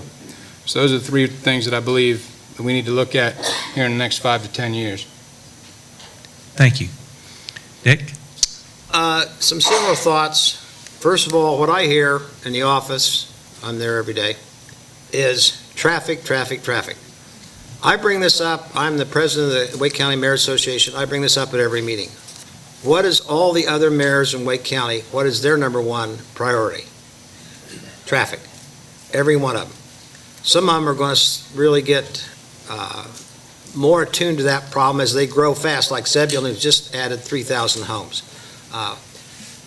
My job, also as chair of the MPO Campo Executive Board that works with DOT for money, part of my job is to get more and this came up earlier in the conversation. I recently got a letter just yesterday from Jim Trogan, who's a personal friend of mine, who is the secretary of DOT. $840,000 just came our way for roads and improvements, so that's good. The town has received in the last 10 years probably $22 to $25 million from DOT for all the things that we need to do. We still have a long way to go, we know that. Avon Ferry Road has been our number one priority in town for the last 5 or 10 years, and I think we're making progress. Main Street extension was there. It's taken about 37% of the traffic off of the intersection at Main Street, but we still got a long way to go. But again, traffic is always going to be one of our primary goals. Sports, we're going to work on that for increase in Ting Stadium is one of my favorites. I love to go see the Salamanders play. I love that. And lastly, as of yesterday, I think the landfill odor problem is never going to be cured, but boy, I think we made major progress yesterday, or they have, spent a lot of money for an odor control system that is not water, and I think maybe we're making progress. That's what I hear. Thank you. I hear the bell.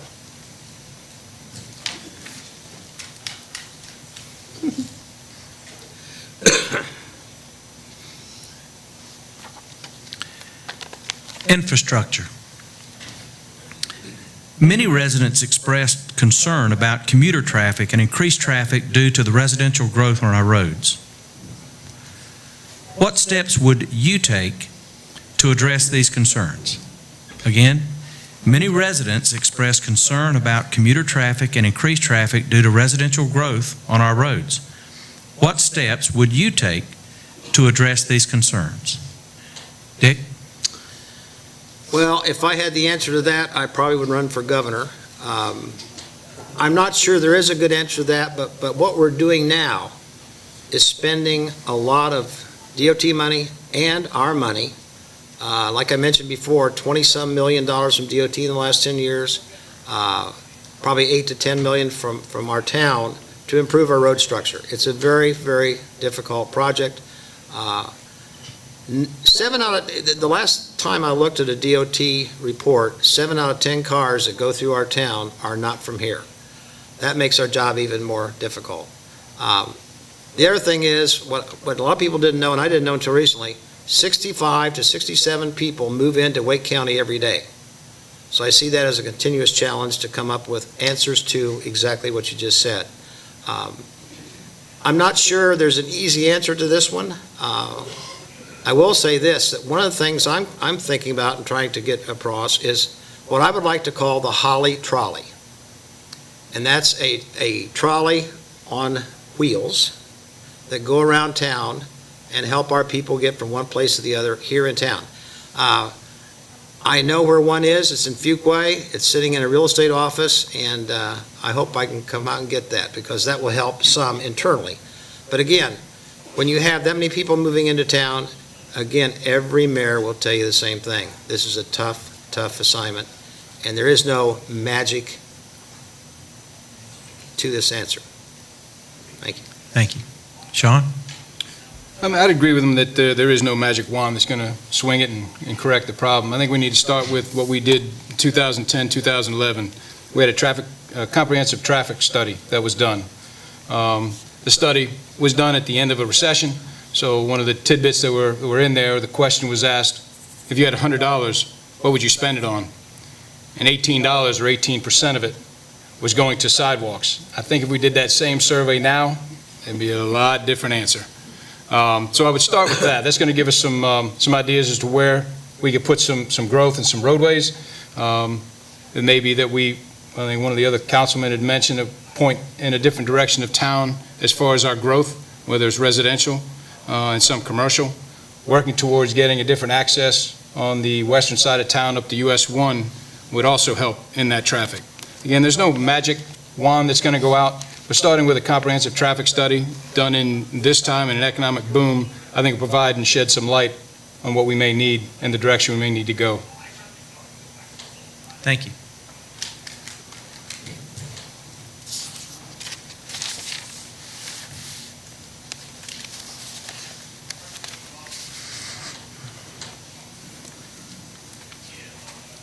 What role do you think the town should play in vitalizing downtown Holly Springs? Again, what role do you think the town should play in vitalizing downtown Holly Springs? Dick?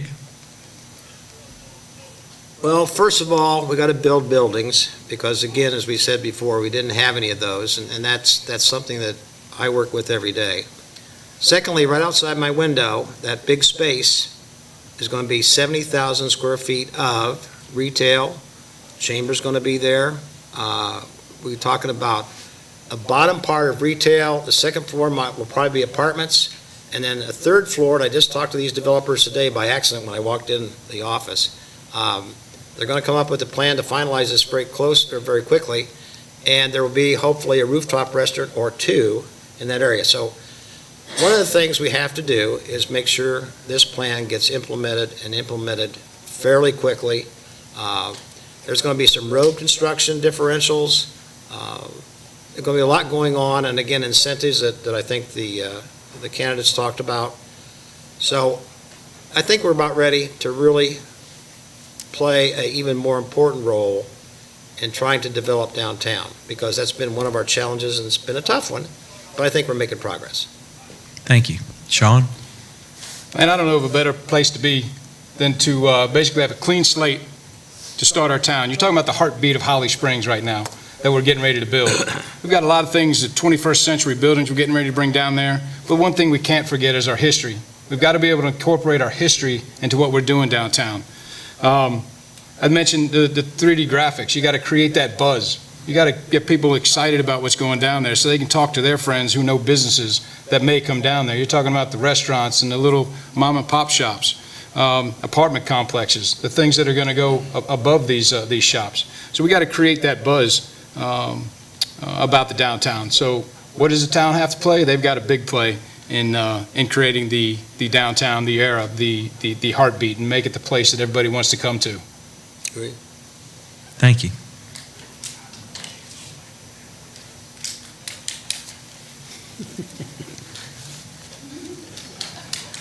It's kind of tough with just two cars, guys. This is kind of fun to watch from up here. Okay, let's speak to diversity. There appears to be a shortage of affordable housing in Holly Springs, and there's currently no public transportation to and from our community. So, do you view that as a problem? And if so, how would you address it as mayor? And I'll repeat that question. There appears to be a shortage of affordable housing in Holly Springs, and there's currently no public transportation to and from our community. Do you view this as a problem? And if so, how would you address it as mayor?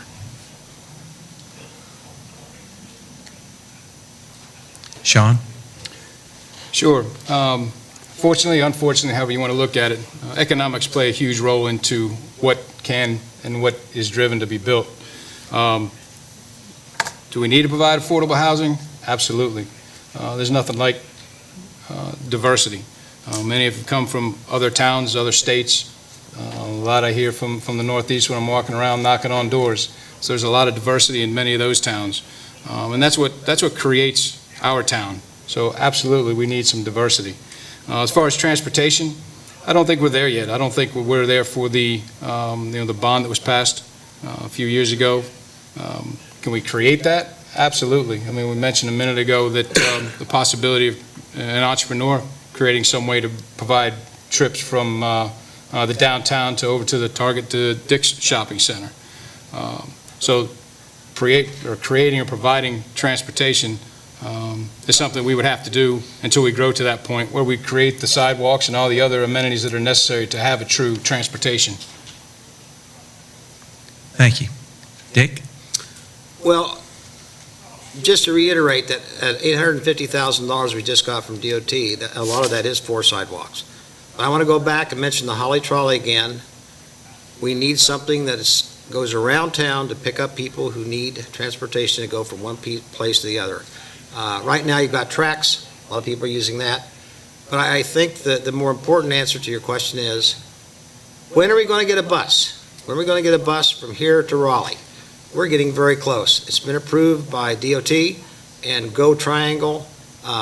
It won't be an express bus. We'll probably have to stop it in either Apex or Cary on the way to Raleigh. it'll be back and forth. And it'll be a nice, new, maybe even electric, we don't know yet, bus. I'm looking for it in probably the next year and a half, 2 years.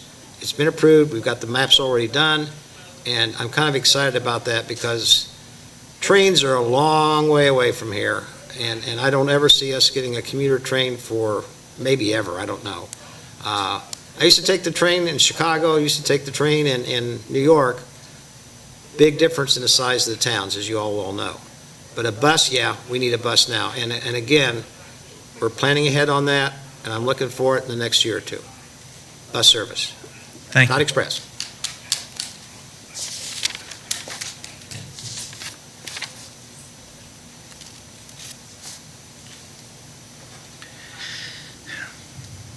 In your opinion, what is the obligation of the town to preserve the history of Holly Springs as it relates to development? In your opinion, what is the obligation of the town to preserve the history of Holly Springs as it relates to development? Sean? I think we have a huge role in playing to preserve our history. I think our duty would be to get with the Historical Society. I know we've got one. I don't believe we've had, I think they had their first meeting last Wednesday with a wealth of information that was provided there. This is a tough spot. We're getting ready to build downtown with new and updated buildings with a lot of history in this town that goes back a long way. To keep that and intertwine it, it's going to be a tough job. It's going to be a tough job.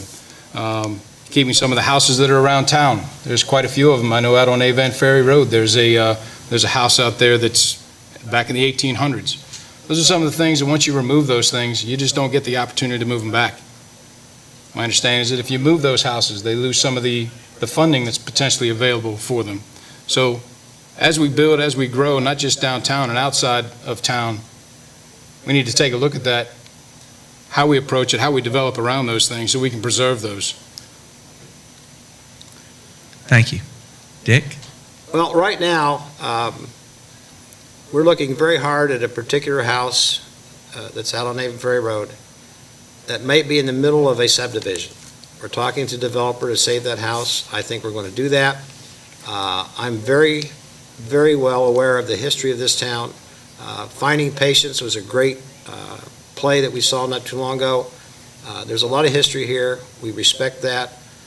And I think what we've got to do now is continue to make sure that we look at and define those houses and those places that we want to save and spend the money to do it. Because in some cases, as I think you all would understand, it's a pretty expensive process to take some of these towns that have been there since the mid-1800s. And I'll give you an example. The Mims house is one great example where, as I recall, the owner told me that they've already spent $300,000 or $400,000 on that home, and it's still not quite done from the upstairs, but it's one we're going to keep, and that's a wonderful house, and it has a history. It has a history of the Civil War. It has a history of the lady who was protecting herself from the officer and won, and they did not burn the house down. That's the kind of things that we want to look at when we look at protecting history, and I'm all for it. Even though my son didn't think it was an important subject, history, I do. So we will continue to do that and look at these houses and look at these places that have been here for a long time and try to do whatever we can to preserve them. Thank you. Thank you.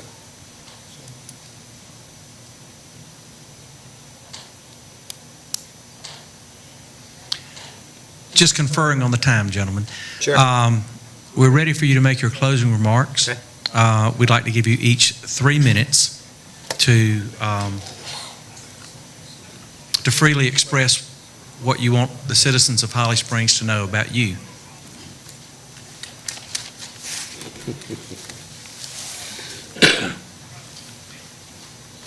Sean? Sure. We're at a crossroads. We've got a tough vote coming up. We either stay the course we're on, or do we look to that horizon and look for new leadership? I'm a small business owner. I mentioned I started in my son's room. In over 19 years, I've opened up 3 different locations, covering the Carolinas, have 35 employees. So not only am I personally invested in this town, I'm professionally invested in this town. I'm well suited to be your next mayor. Listen, I by no means am a politician, nor do I plan to be. I'm just simply a longtime resident who's been in this community, have served it in many different formats between coaching, the chamber, the Knights of Columbus, serving at the food bank. These are things I enjoy to do, and I simply would like to take the next step to be your mayor.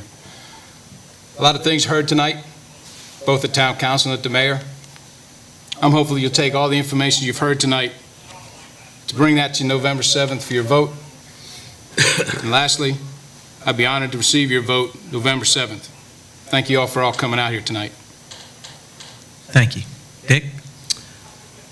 Well, our town has been honored many times by various firms to be named safest town in North Carolina to live in.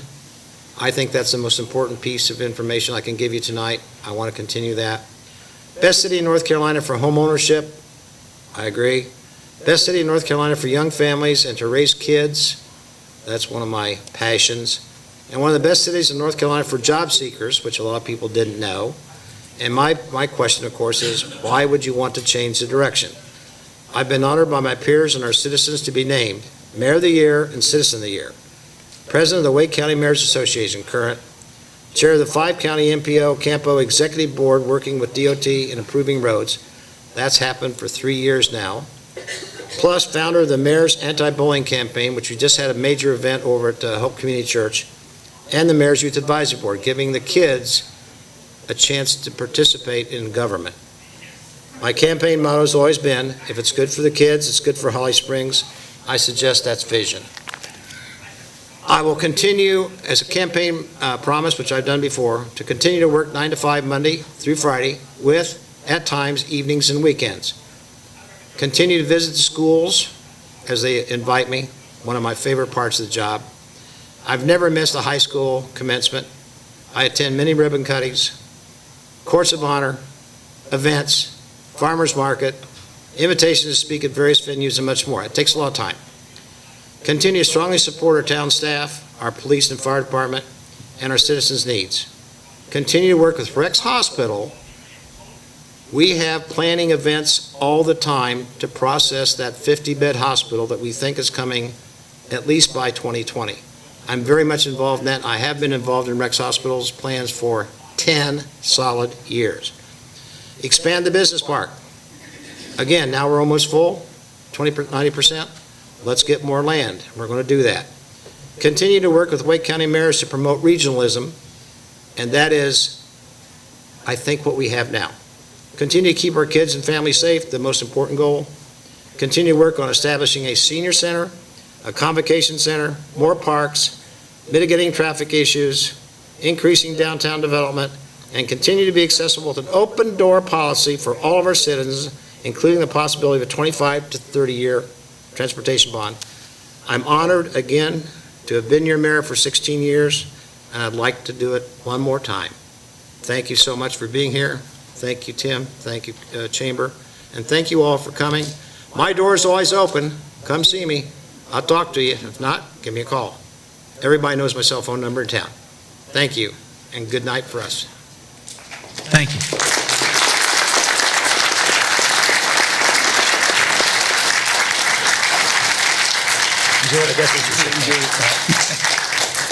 That's the You way want to we make do some it. closing remarks? That's what they said. The candidates will remain briefly after tonight to answer any personal questions that you may have.